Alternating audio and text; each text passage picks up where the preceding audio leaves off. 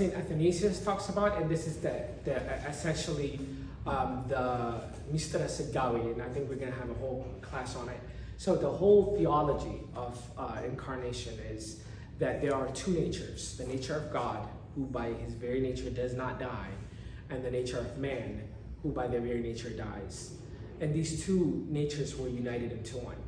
So when these two natures that oppose one another were united into one, whatever nature of God, God's nature was adopted into human's nature, and the human nature was adopted into God's nature. So whatever was man's became God's, or whatever was God's became man. So you mean within Jesus himself, but not like all of humanity? All of humanity as well, because when we are baptized, what are we being baptized in? We are being baptized into Christ. Okay.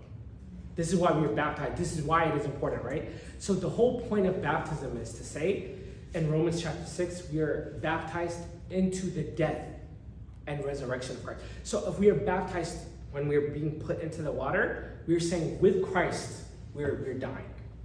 Okay? Now, why is that a good thing? Because we're dying in baptism, because when we come up, we're resurrecting with Christ. There is this guy who swore he was agnostic. For those who don't know, agnostic means agnostic. Gnostic is a Greek word meaning knowledge. A is a prefix meaning without. Agnostic is without knowledge. So agnostics, they will say that we don't know whether God exists or not. They will say that, but in reality, they're atheists. Okay? And the reason why is if they don't know that God exists or not, they will be silent on that issue, but they're always questioning whether God exists or not. And I'm like, sounds like atheists. The reason why I'm bringing this up is I remember, because I really thought he was agnostic, and I was like pushing him, and I was like, well, if you don't know, why not like seek the answer? Because what's on the line is damnation, eternal damnation. If you're wrong, that means eternally you'll be damned. That should scare you if you genuinely don't know. And he said, my philosophy is if Christ is there, he will come to me. I don't need to go to him.